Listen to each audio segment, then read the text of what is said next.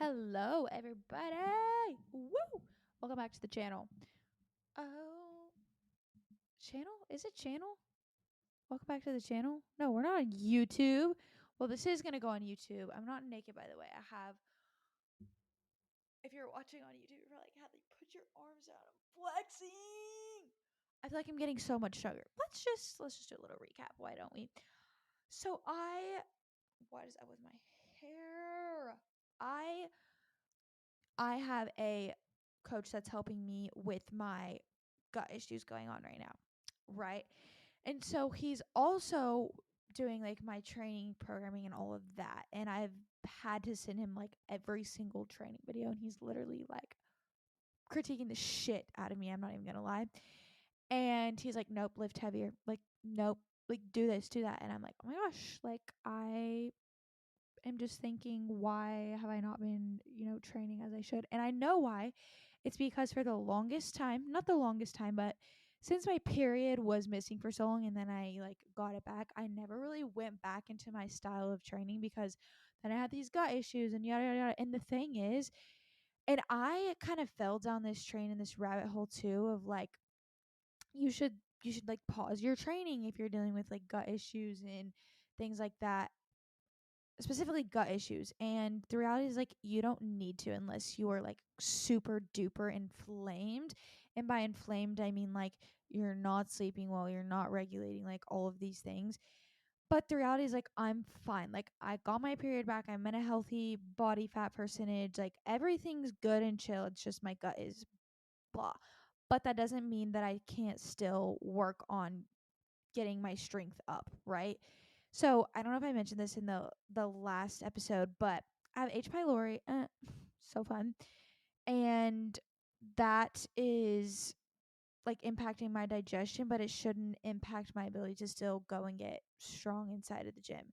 So, with that being said, these next 98 days, because we have 98 days left in the year, I've been really, really focused on dialing in on my training. I'm sending him videos every single day. He's probably so annoyed with me, but he's kind of mentoring me in a way too. We kind of agreed like he would help mentor me in this process so like I can use the knowledge that he's giving me and give that to my clients as well. So I love that. I've already learned quite a bit and I've already been able to apply some of the things that he's taught me. So that's really exciting. Anyways, here nor there, I wanted to make this podcast episode and talk about kind of like the biohacking stuff that you've probably seen, like red light. Should I do red light? Should I, cold plunge? Should I sauna? Should I la la la la la? And I think they're all really good tools on top of healthy lifestyle, on top of what you're currently doing, right? Setting boundaries, not being mom 25/8, not having to pick up everyone's shit, like delegating somebody else to go and do it for you so that you're not taking on all of the load. So you're not doing all the laundry. Maybe your kid's doing the chores, maybe your husband's doing the chores. Like not everything needs to be on you. That's part of living a healthy lifestyle is delegating things and making sure that you're prioritizing yourself so that you're not having to do everything yourself and that people can help you out, because that puts a lot of mental stress on you whenever you have to do everything, when you have to be the sole provider. Like ask for help. Women are so afraid to ask for help in the sense of being like they think that they can do it on their own. We want to be independent. We want to do things when in reality we need the help. We need it specifically for us to be able to be the best version of ourselves. Like I can't tell you, like I will get annoyed with Brock. I'm like, Brock,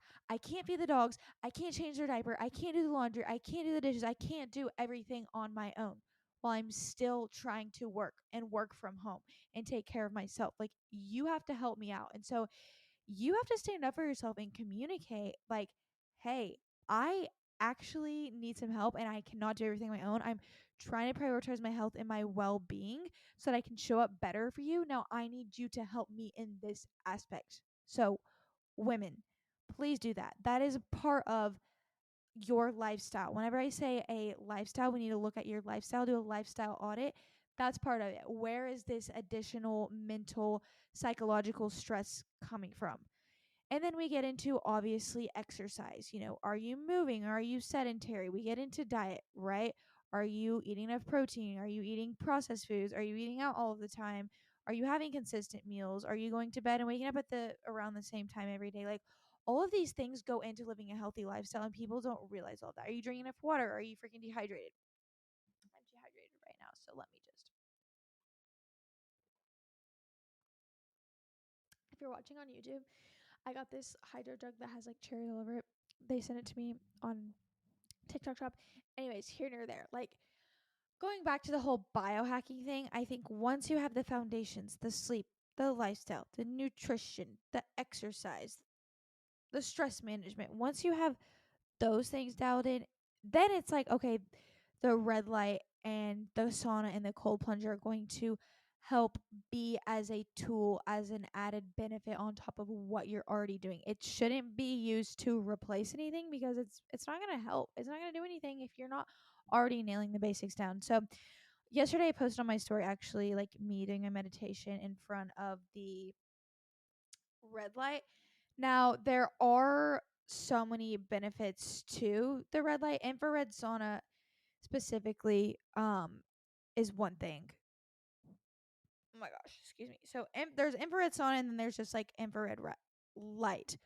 Obviously, infrared sauna is going to make you sweat, so it's going to support detoxification. Can help lower your cortisol. It dilates your blood vessels, increasing your blood flow, benefiting your cardiovascular system, right? Because it gets your heart rate up. You're sweating. Also, it can help relax the tense muscles, aid in recovery of muscle pain.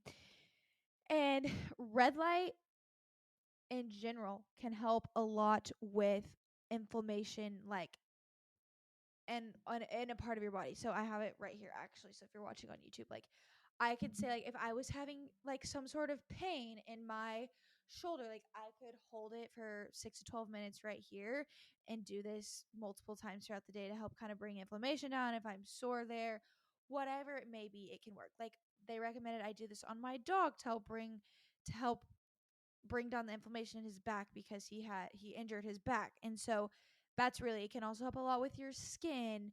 And so that's why you'll see those ones that have, like, you'll see the masks, because it's really helping with the, what's the word that I'm looking for? What is the word that I'm looking for on what it's going to do for your skin?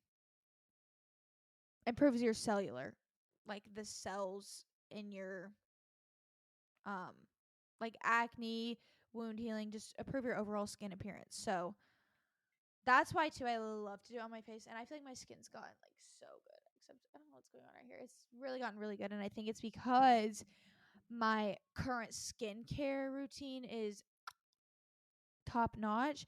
But also the red light, I do that every day, and it seems to do a lot of wonders. And so it can help with a lot of different things. So cellular mitochondrial function, obviously. So that is the powerhouse of your cells. And whenever your cells are healthy, everything is running smoothly in your body. So that the red light combined with the sauna is like amazing. And then we get into the cold plunge aspect. And I think cold plunge is good, but there's also a little bit of downfalls. I would say that red light and sauna would have more pros to them than cold plunging would.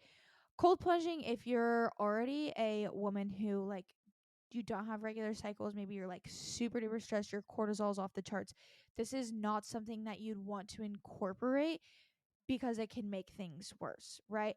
But it can help a lot with just like your breath, because whenever you get into the water, it's kind of like a shock to your body, and you have to really focus on your breath and like really breathing in. But the the cold shock can cause a spike in your heart rate and your blood pressure, which could all be dangerous for people who have the cardiovascular disease. You could also get hyperventilation. There's some things. There's a risk of hypothermia, but it shouldn't be, because you don't need to get your water anything under, I think it's like 52 or 55 degrees. And so it's like, oh, people are cold plunging in ice cold water. Like, you don't need it that cold, essentially. Like 55 I think 52 or 55 below does the trick. And the amount of time that you spend inside of the cold plunge too, like I think it's 11, 12 minutes per week. Like don't go over that. So say you go a couple times a week, you know, each time you can I would keep it under 3 minutes. Like you don't need to go anything over 3 minutes. And really the first couple of seconds, like 30 seconds are the worst because it's just like that initial shock, but once you sit in there it's fine. But when you move around that makes it worse. So I like to move around just to like challenge myself even more. But the benefits of it, obviously, it will boost your metabolism. It activates the brown fat, which can improve your insulin sensitivity. It helps in muscle recovery. Obviously, if you've ever done any school sports, they like I remember in track we would do that a lot just to help with recovery after our intense running session. It supports your immune function. Regular cold exposure does help your immune system. Regular hot and cold exposure, and so that's when we get into more. Sorry, my earring is like bugging my ear. So that's when we get into more of the like contrast therapy. So switching between the two, but our bodies are not meant to be comfortable all of the time. And you're like, how we should we know we need to get uncomfortable. No, really. If you think about like our ancestors back, I don't know how many years, when we didn't have air conditioning or whatever, they had to sleep cold at nights and then throughout the day they were hot and they were exposed to those different climates, and that's what made their immune system healthy because they weren't at this like same temperature. Our bodies need the cold to hot sort of ratio. And so that's why I do love doing the contrast therapy. But also, too, there's different things you can do throughout your day where you don't have to go to a contrast therapy studio or whatever. You can just take a cool shower and then, switch it on to hot. And then, or you could do a cool shower, then you could do a really hot bath. You could get in the sauna at your gym. There's so many different things that you could do, or just go work up a sweat outside. Like go run, exercise. That's going to help, get your body temperature up in sweating. And so what else? The cold plunge can enhance your mood too. It releases neurotransmitters like dopamine, norepinephrine, norepinephrine, which can elevate your mood, your focus, and boost your energy. It also increases your stress resilience. So obviously, cold exposure is going to help train your body better to handle physical and psychological stress. So there's a lot of really good things. Whenever you combine the two, the sauna and the cold plunge, it can help with vasodilation and vasoconstriction. So improve your circulation, um, and I think that's what I meant to say there. Reduce inflammation. That's the biggest thing. Muscle soreness and inflammation after exercise. So if you're someone that's like not exercising hard, like you're not gonna benefit from it, right? So that's why I'm like, okay, you need to be having the other things, the basics already in check before you do these things. 'Cause then it's like counterintuitive. I would see people like do the cold plunge, like, yeah, cool, that's giving you the benefit of, you're doing something hard, you're shocking your body. It's like, okay, telling your body you can, you're getting ready for the day, like, whoo, let's go, let's get it. But if you're not like going to the gym and actually like training hard, like, I don't know.